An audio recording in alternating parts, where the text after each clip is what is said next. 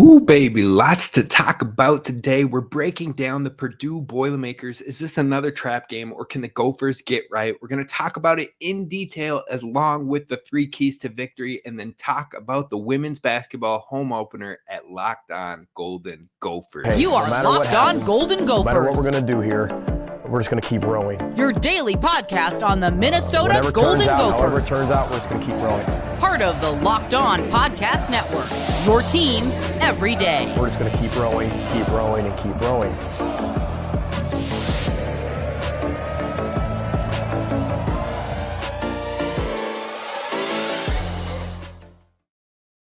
What's up, y'all? You are listening to Locked On Golden Gophers, part of the Locked On Podcast Network, your team every day. My name is Kane Rob, host of the podcast, former collegiate football video coordinator and recruiting assistant, here to talk Golden Gophers with you each and every day of the week, Monday through Friday. And today we are here to get back on track with football. We're breaking down the Purdue matchup, all the details you need to know about the Boilermakers, as well as the 3 keys to victory. And then we're going to talk about that home opener for the women's basketball team and what to expect and be on the lookout for.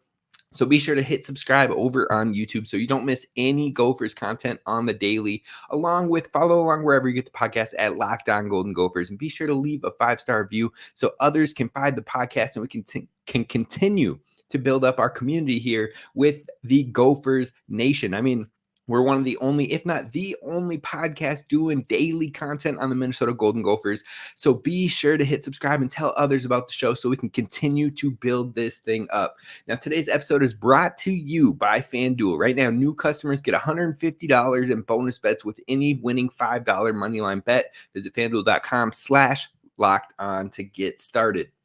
Now let's break down the Purdue Boilermakers. Like we do each and every week, we get into the nitty-gritty, the dirty details of the team. Now, Purdue is a team that has been struggling not only in the West, but also in the country. Purdue is currently 2-7 and on a 4-game losing streak. But after fumbling the bag last week versus Illinois, nothing feels safe for the Minnesota Golden Gophers. This game is on the road, so you know you're going to get a hostile environment regardless.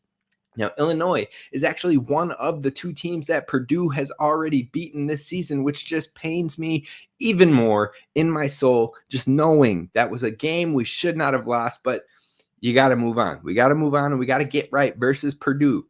Now, Purdue has 1 conference win in 6 tries so far this season, and that 1-1 was versus Illinois, like we said, whom had been sputtering prior to last week. Let's hope Minnesota isn't the get-right game for yet another bad team in the Big Ten, but right now they are 2-2 on that front, having lost to Northwestern and Illinois, so let's not make it 3 of 3 versus Purdue. This point last year, Ryan Walters was the defensive coordinator for Illinois. Now he is the head coach at Purdue, and at this point last year, Ryan Walters' defense gave Minnesota absolute problems, all the troubles in multiple turnovers in a game that felt close, or that was close score-wise for a while, but didn't feel close the entirety of the game. But hopefully, with Purdue still trying to get that gel going and get the right players in the right places and really get the most of their players, let's hope Minnesota can find another win and officially qualify for a bowl game. So when we break down the Purdue roster, you look at the quarterback position, you start off with Hudson Card. Now, he was touted as a top 5 quarterback in the conference all offseason. Big Ten Network was singing his praises. People were talking about he was one of the best transfer quarterbacks to move this offseason. And although he's definitely had some moments of flash, I think he has largely underwhelmed on the season for a key transfer with a ton of experience from Texas coming here. And he was known for taking care of the ball. I believe he had like 2 or 3 interceptions in the 2 years that he had gotten playing time with Texas. And right now, currently in the season, he already has 8 interceptions in 9 games and 9 passing touchdowns. So 1 above.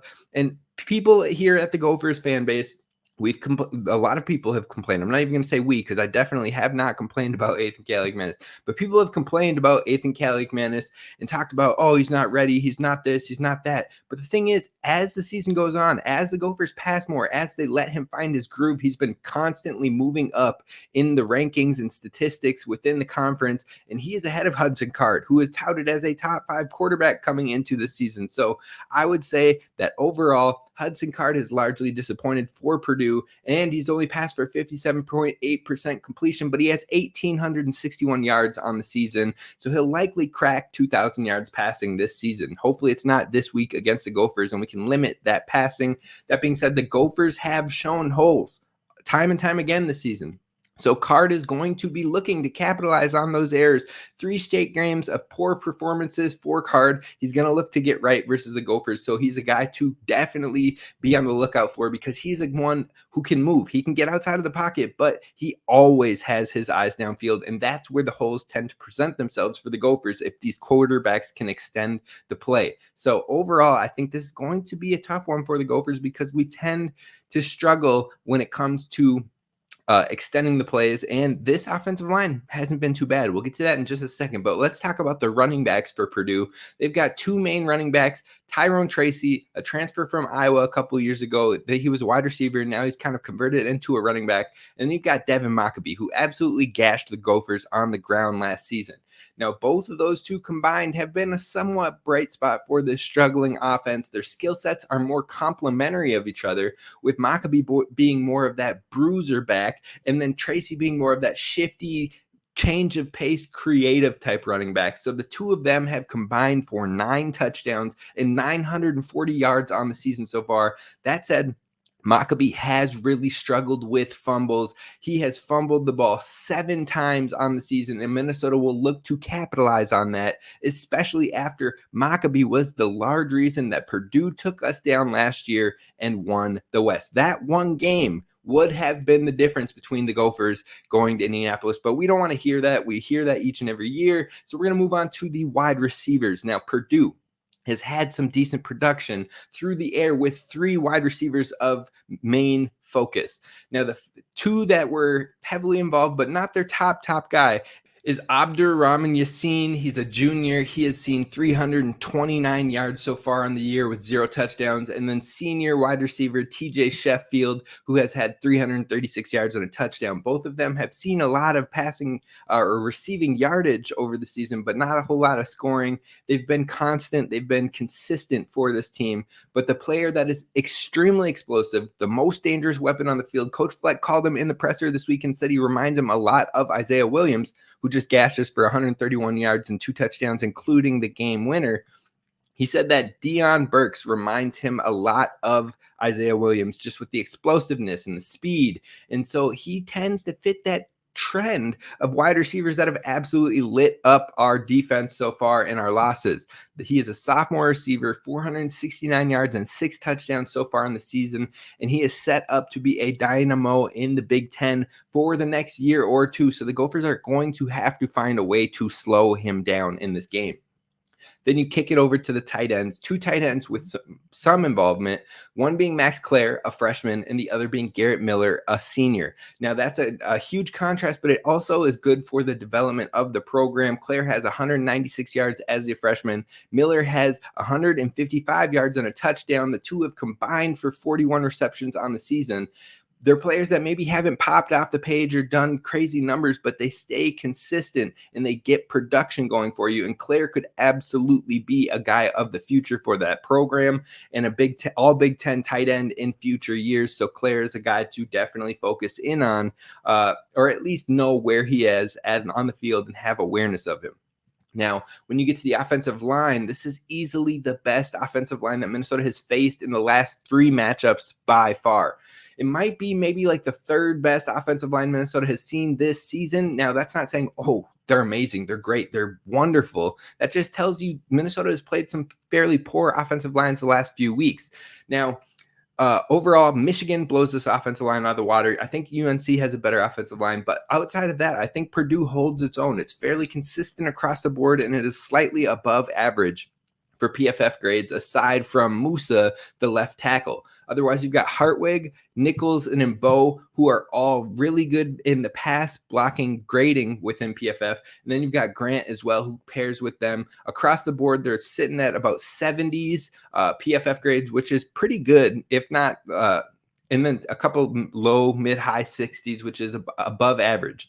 So the offensive line is definitely, it holds strong. I'll say that. So this defensive line is going to have a little bit more of a test to get pressures. Last week, we got 5 total sacks against Illinois. The week prior, we had multiple sacks against Michigan State, and we've seen some sacks against Iowa as well. So hopefully they can keep that streak going, but this is going to be more of a challenge. You flip it to defense, which is Ryan Walters' bread and butter, and you're looking at a defense that entered the year with a ton of portal prospects, and they're trying to fit this new coach's system. That said, they've struggled on multiple occasions and are trying to keep up in the Big Ten in year one. In most statistical categories, this Purdue team has been below average, but then they've been one of the best when it comes to sack per game. So 89th in pass defense, 71st in rush defense, 79th in total defense, 104th in scoring defense. Looks a lot like that Illinois team that we just got done playing, which the Gophers could move the ball up and down on. That being said, they're 42nd in turnovers gained, so they don't create a ton of turnovers, but they're 15th in the nation when it comes to sacks average per game. So the 3 main worries on defense are defensive lineman Nick Scorton, who has 41 tackles and 7 sacks, and then Kyjan Jenkins, who has 40 tackles and 7 sacks. Both of those two are edge rushers for this Purdue team, and they get it done. And then in the middle and the interior, you've got Mo Amanode, who is a good, solid interior player. All 3 of those players are graded on PFF as a 75 or better, which is great. It's really good. 80s, you're talking expert type play. 70s, really good play on the season. So they have 3 really good defensive linemen that the Gophers are going to have to be aware of, and they're going to give this O-line all it can handle. But then in the secondary, you've got Dylan Thieneman, highest graded player on the team on defense, 82.4. He has 79 tackles on the season and 3 interceptions. And then you've got Sanosi Kane, 64 tackles, 1 sack, and 5 pass breakups. So that's 5 key defenders on the team who can get it done, but you have to get the ball out quick. You have to allow your quarterback some time. And if you do, then you can start to pick apart this Purdue defense. So hopefully facing a defense like this that has been struggling and frustrated could help Minnesota's offense continue to build here like we've seen over the last 3 weeks. Ethan is going to face pressure and have short windows again, like he did in the second half versus Illinois. But I look forward to seeing how he can adjust and how he comes back stronger from what he learned in that Illinois matchup. And hopefully it's enough for the Gophers to get the dub. Now, I think Ethan has been improving more and more on the field, and he's been climbing in the Big Ten categories as well. He's currently 6th in touchdowns, 7th in yards, and he's climbing in QBR too within the conference. So keep giving this kid patience, because we've seen the flashes, and as more comes together, you're getting a quarterback that can give you some upside in the Big Ten. So hopefully we'll continue to see that in these final 3 games, but Minnesota has to get back on track. The disappointment of likely dropping the West again already cuts deep, but for players, fans, coaches, everyone could use a win right now. So hopefully Minnesota will come in on fire on the road against Purdue, but we're going to talk about what they're going to need to do, the 3 keys to victory, and one of them is absolutely pertinent, but it might not be something you were thinking of. We're going to dive into that coming up next.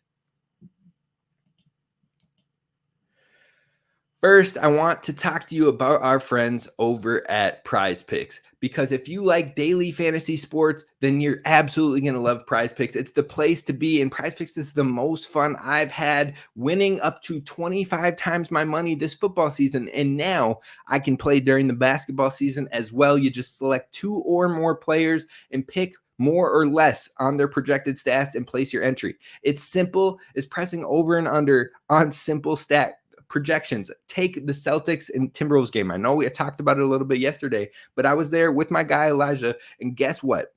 He put down a 3-player line. So he had Jason Tatum, Jaylen Brown, Anthony Edwards. He took them over on all of their scoring numbers. He put down $80 and he won $400. It's as simple as that. So go to prizepicks.com/lockedoncollege. Again, that's prizepicks.com/lockedoncollege, or use promo code lockedoncollege for first deposit match of up to $100. You put in $100, you get $100 back.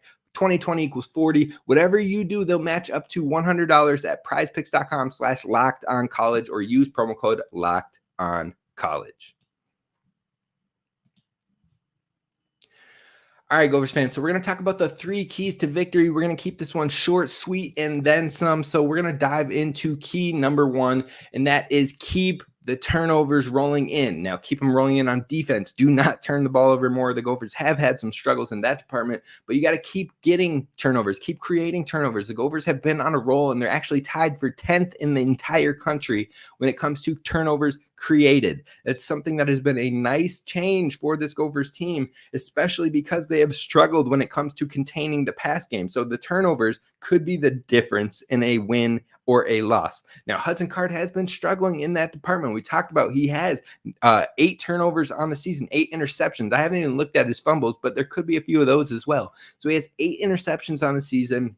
It gives your offense extra possessions, which clearly we need when the offense is struggling. And it is a strength of this defense. Like I said, 10th in the nation when it comes to creating turnovers. So if we can get turnovers going, we're likely in the game or possibly leading the game. So hopefully the turnovers will be rolling in for the Gophers. But you move on to point number 2, and that is we need better pass pro. We need better pass blocking. Give your quarterback time. Ethan has been clicking lately. Now, the second half of the last game, there were some struggles. And you want to know what the difference from the first half to the second half was? The difference was Johnny Newton creating absolute chaos and so much pressure, and the ball had to come out quick because the offensive line was struggling to contain Johnny Newton. So we need to give Ethan more time because we saw in the first half of the game, we saw in the first half versus Michigan State when we were letting him pass, he can get it going. And when he's getting it going, he gets hot and we start to move the field quickly. And then the run game opens up, which helps with our running back room that has been injured as of late. So if you start to get the pass pro better, then you give Ethan time to read and create. It opens up our entire offense. And then it also helps because our offense takes longer to develop on some plays. We have more slow developing plays or some read option plays where we're reading the defense. The better the offensive line is holding down the fort, the more success we're going to find on offense. So they have to be better in pass pro, especially from what we saw in that second half versus Illinois.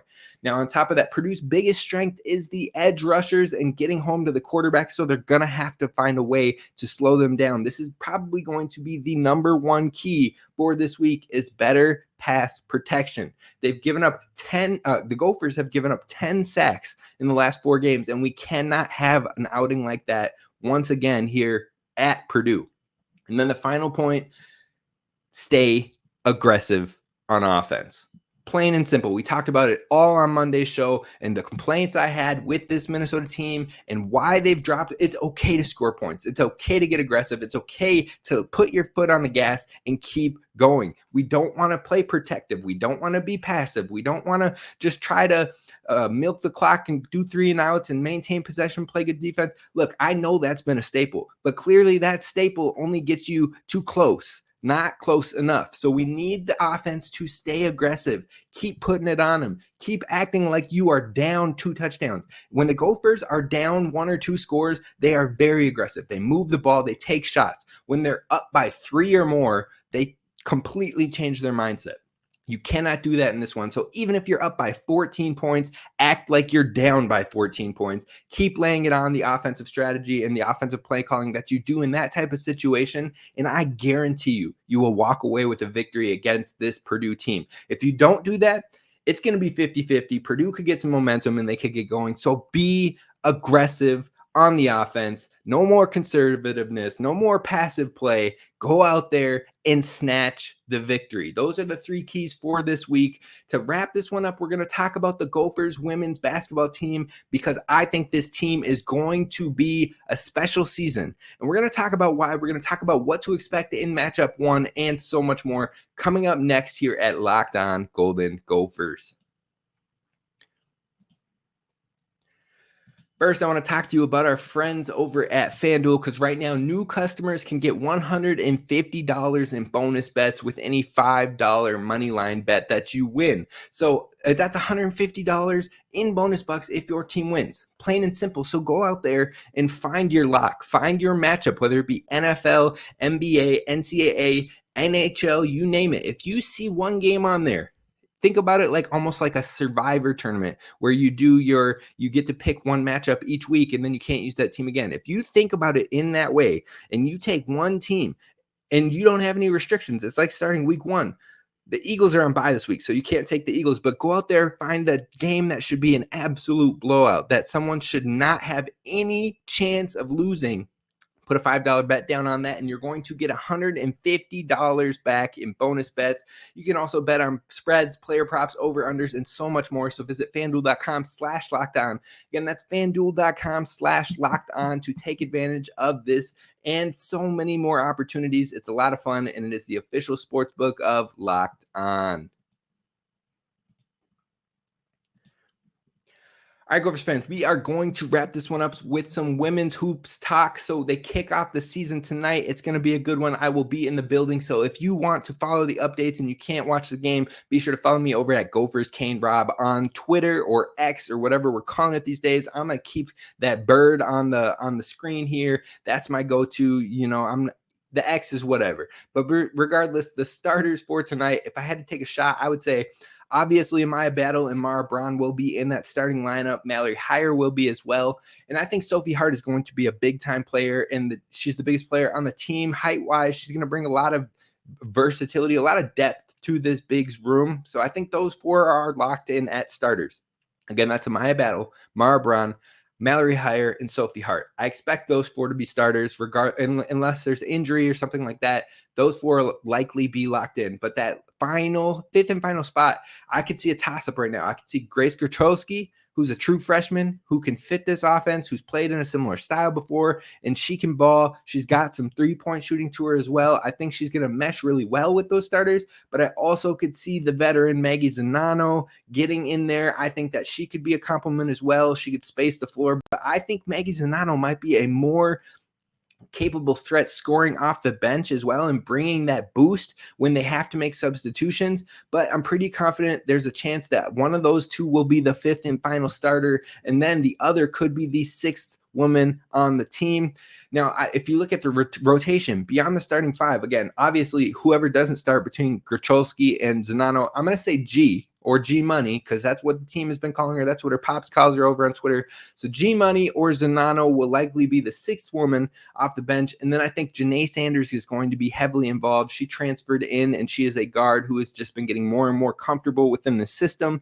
And then eventually Nehemiah Holloway, once she's fully cleared. I think she's been cleared for contact, but I don't know to what capacity. So there's a chance that they could have a slower ramp up for her, or maybe she's full go from night 1. We're going to find out tonight, but I think eventually she's going to be a very key player for this rotation. So that's like a rotation of 8.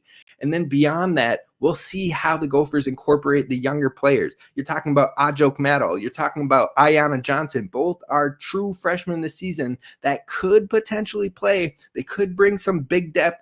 They could definitely be helpful for this roster, but maybe it's more game plan dependent. Maybe it's letting them come along on their own at their own speed, like we're probably going to see with Cam Christie and Caden Betts, and you don't have to put them into a ton of major minutes from the jump. It'll definitely be interesting to see how that one plays out. And then one more player to keep in mind is Aminata Z. She is another player who could potentially find her way into rotational minutes, being one of the only players that stuck around from the last regime as well. Now, how the bigs are incorporated is going to be the biggest question for me on this season, because Sophie Hart brings different strengths and different production than what we'll probably see from Ajok Madal or Ayanna Johnson, who are different types of players and different types of bigs that can play on this team, along with Z, who also is a very different post type player. So I think that there's many differences in the type of posts we have. So it'll be really interesting to see how they use their bigs on the floor and if that changes depending on who is on the floor. Now, finally, I'm really excited to see what the tempo of this Gophers team is. Is it more of a slow play? Is it a turn and burn? I could see it being more of that, because I know defense is going to be the stress, and we're going to hopefully see a defensive identity here in night 1. But I think what they're going to want to do is push the pace once they get deflections, once they create turnovers. But if they can't push the pace, that's when they'll have quicker offensive sets, they'll have ball movement, and they'll have things going quickly to generate scoring, or at least scoring opportunities on the floor. I think this is going to be a faster paced team than maybe what we saw last year, which was more slower half court sets, which, you know what, to each their own. We'll see which suits this team better, but it'll be interesting because Mallory Heyer is a big as well, but she has been working on coming off of the screens instead of just setting the screens, and that can be a more versatile weapon for the Gophers. She could maybe play a little bit of 3 this season along with the 4. I think she could be a very key player on this team as far as the versatility she brings, so I'm really excited to see how this Gophers team shakes out. But like I said, I think defense is going to be a huge primer for this team, and can they suffocate a low major school that they're going to be playing tonight in game 1? And will the chemistry from their overseas tour carry over to early success on the court now? I'm really excited to see how this team plays out, and we'll keep you posted along the way. But the biggest thing that we're keeping an eye on is, what do we learn about Coach Plitzawhite as a coach? What are her philosophies? What are her changes? What are her adjustments on the court? Because I am very excited with her approach to coaching, the very analytical approach, a very video-based approach, and knowing and understanding the whys. But how does it play out in game 1? How do we see the Gophers team shaking out? And also, is it more instinctive play too? Are they able to click and go fast? Or is it going to be more thinking and kind of slowing down and trying to get a feel for what this tempo style play really is?